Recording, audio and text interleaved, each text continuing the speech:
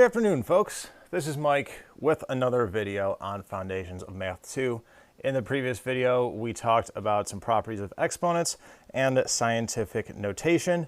In this video, we're going to change gears a little bit, and we're going to talk about arithmetic and geometric sequences. So a sequence is a list of, and in parentheses, I specify related numbers that are put in a specific order.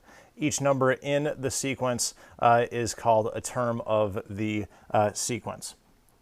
And there are terms, as we've seen, that have one sort of meaning in everyday conversation, and then a separate meaning in the world of mathematics. Sequence, in this case, is one of those words where they basically have a similar kind of meaning, and they're used in a similar sort of context here.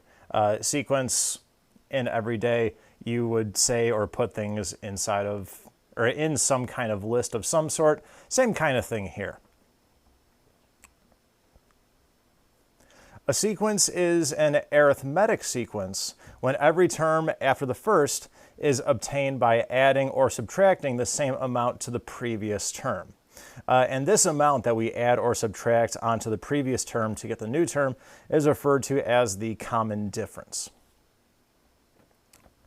So as an example of how we would find this common difference, take a look at this sequence: 3, 13, 23, 33, 43, 53, so on and so forth.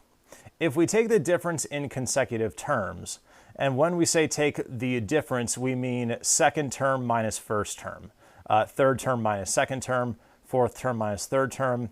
Just overall, in general, it's a term subtracted by the term previous to that one. So if we take that difference in consecutive terms, we see that we always have a difference of 10. The difference between every one of these terms here is 10. So in this case, this is an arithmetic sequence with a common difference of 10. So arithmetic sequences, you start off with your first term, whatever that is, and then you're adding or subtracting the same quantity onto that term which you have to get the next term. And then you repeat that process. Add or subtract by the same common difference. And just to clarify, a positive common difference means that we're adding something onto a term to get the next term. A negative common difference means we're subtracting something from a term to get the next term. So write the first 6 terms of the arithmetic sequence whose first term is -4 and whose common difference is 17. So we're already told what our first term is here. First term is that -4. And now the common difference is positive, so we're going to be adding this quantity on, and the quantity we're adding is 17. So if I start with -4, if I add 17 onto that, I'll get a positive 13. If I add another 17, I'll get 30. Add another 17, 47. Another 17, 64. And then you can check the last term we would get is 81. So these are the first 6 terms of our arithmetic sequence here, with a given first term and a given common difference. So you should be able to write the first certain number of terms of an arithmetic sequence when you're given the first term and you're given the common difference. Very straightforward, nothing that complex involved here whatsoever. In general, as long as we know what the first term is and we know what the common difference is, we can easily find any term in the sequence whatsoever. And there is a very simple, straightforward calculation that we can do to find it.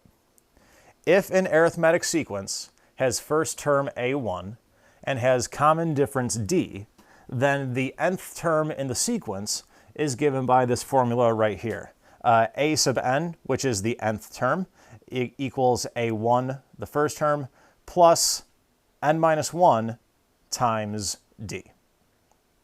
Very simple, very straightforward formula there to use to find an arbitrary term in an arithmetic sequence.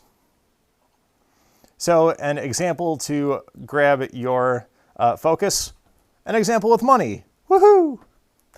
Suppose you have $13,000 in your savings account and you know that you can save $1,400 each month after paying off your monthly expenses, and you put that money into your savings. How much money will you have in your savings after 1 year? Now, yes, technically there'd be interest, but we're not counting interest for the purposes of this example. We're just talking about these two numbers here. So we know that A1 is 13,000. We know that the difference, how much we're putting in each month, is 1,400. And that's going in, so it's a positive 1,400. And then after 1 year, we're putting this money in each month. How many months per year? 12 months per year.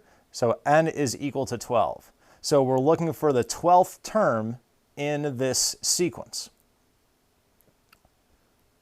So A12, the 12th term, or how much money you'll have in your savings account after 1 year, is going to be how much you had to start with, 13,000, plus 12 minus 1 times 1,400. 11 times 1,400 is 15,400. Add on the 13 grand, you get 28,400.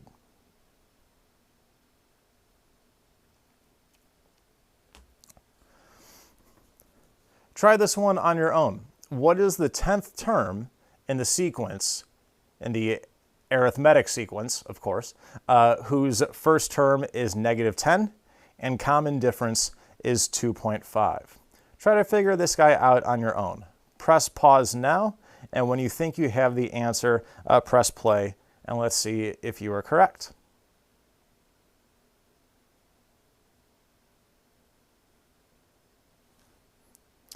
All right, so let's see if you came up with the correct answer. You start off with -10, and then since it's the 10th term, n is 10 here. N is 10.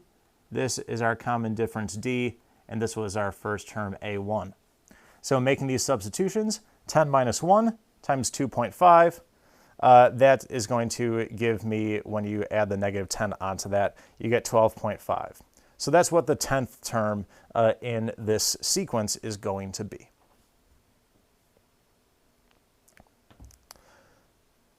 Related to just the terms in the sequence, we can also find the sum of the first n terms in an arithmetic sequence. The sum, S of n, of the first n terms in an arithmetic sequence is given by the following formula. It is n times the quantity a1 plus an, all divided by 2, where a1 is the first term and a sub n is the nth term. So the question would say, what is the sum of the first, say, 8 terms in an arithmetic sequence with a given first term and a given common difference? You would have to find what that nth term is, but then once you have that nth term, you have all the pieces of information. You know a1, you know an, and you know n. Substitute these things in, and you come up with your sum. So here's an example. What is the sum of the first 7 terms in the sequence whose first term is 1 and common difference is -3? So first thing we need to do is we need to find the 7th term in this sequence before we can find the sum. But we know at this point how to find a particular term inside an arithmetic sequence. A quick calculation shows that the 7th term is going to be 1 plus 6 times -3. That is -17. So now that I know A7, now that I know this term, I can then come up with the sum. And that sum is going to be 7. That was my n value. 1 plus the minus 17, or 1 minus 17, divided by 2, and that's equal to negative 56. So that's going to be the sum of the first 7 terms in this sequence. Try this guy out on your own. What is the sum of the first 11 terms in the sequence whose first term is 27 and common difference is 31? You are going to get a pretty large number here, so that is reasonable to be your answer. So press pause, try to solve it on your own. If you think you have the answer, press play, and we'll see if you were right.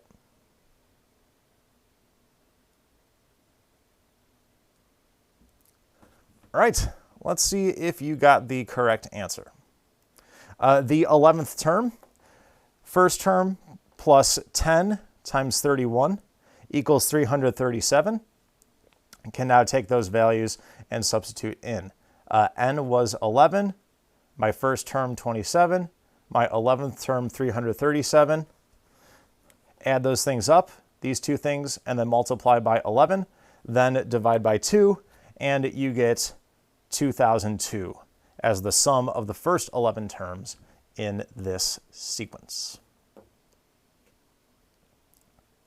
So those were some examples with the sum of an arithmetic sequence. The other type of sequence we want to talk about in this video is a geometric sequence. And similar to how a sequence is arithmetic, if there's a common difference between terms when you subtract them, a sequence is geometric if there is a common ratio r when dividing consecutive terms.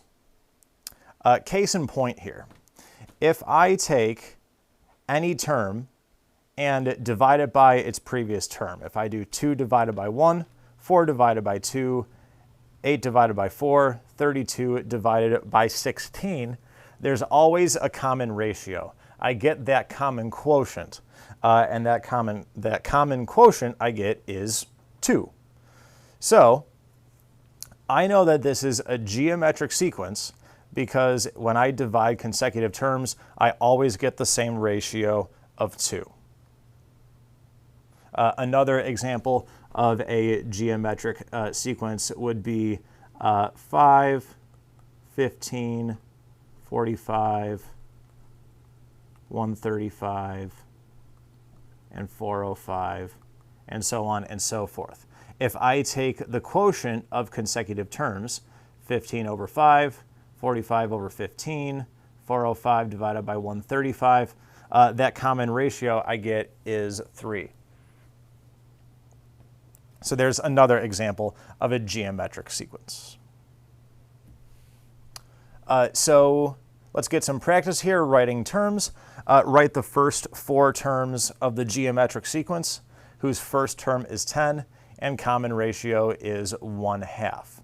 So when we write the next term in a geometric sequence, we're not adding or subtracting something onto the previous term. We're multiplying our previous term by this common ratio. So I start off with 10. I multiply that by 1/2. That gives me 5. Multiply this guy by 1/2. Gives me 5 halves.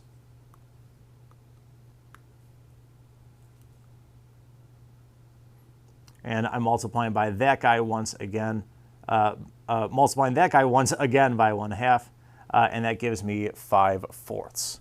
So those are the first 4 terms of this geometric sequence. And if we wanted to write more, we'd carry on in the same fashion.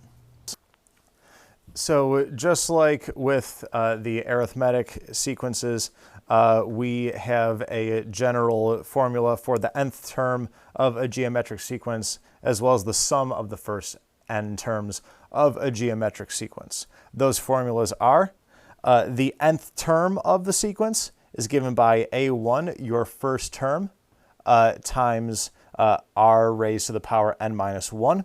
And the sum of the first n terms is equal to a1, your first term, times 1 minus r to the nth, all divided by 1 minus r.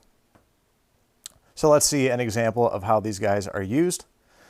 What is the 8th term in the geometric sequence whose first term is 5 and common ratio is 4? What is the sum of the first 8 terms of this sequence or in this sequence? What's that sum going to be?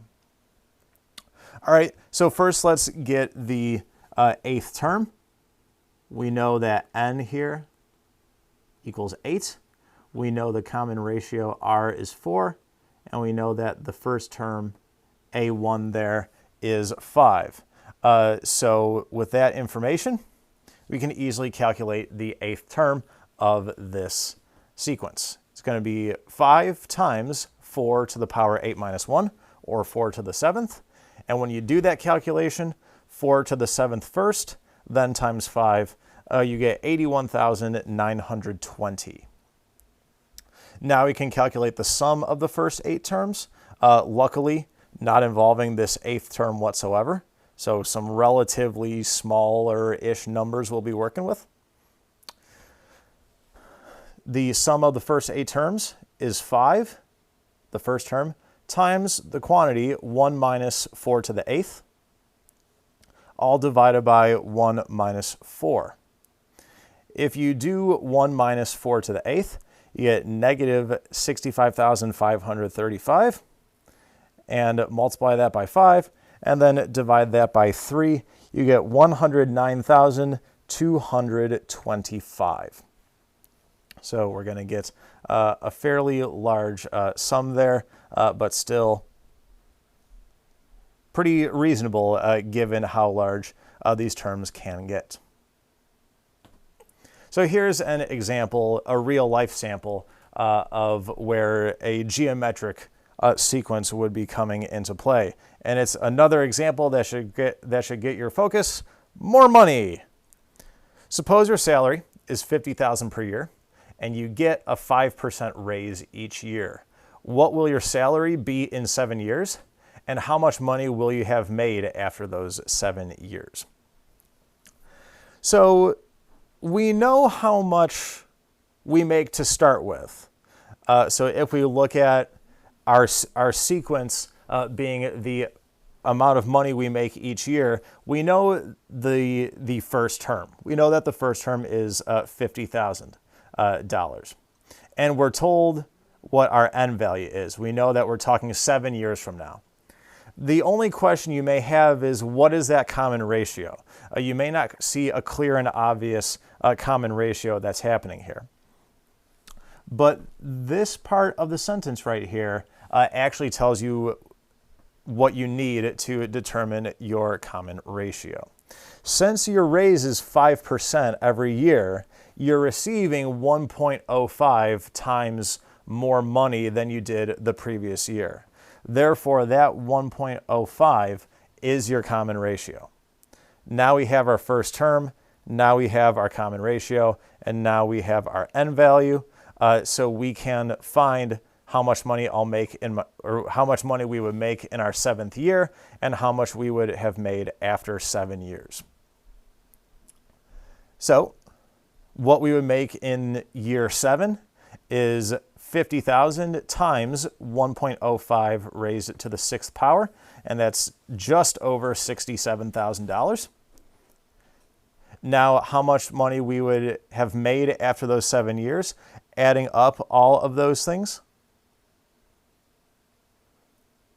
The first term, 50,000, times 1 minus 1.05 raised to the 7th power, all divided by 1 minus 1.05. Again, first term, n, common ratio. And when you do that sum, or that calculation, you get approximately $407,100. So there you go. Guys, that concludes our video on arithmetic and geometric sequences. If you guys have any questions, please be sure to reach out to me. Emails, postcards, telegrams, messages tied to the legs of pigeons, whatever you have to do. Otherwise, until the next video, take it easy, guys.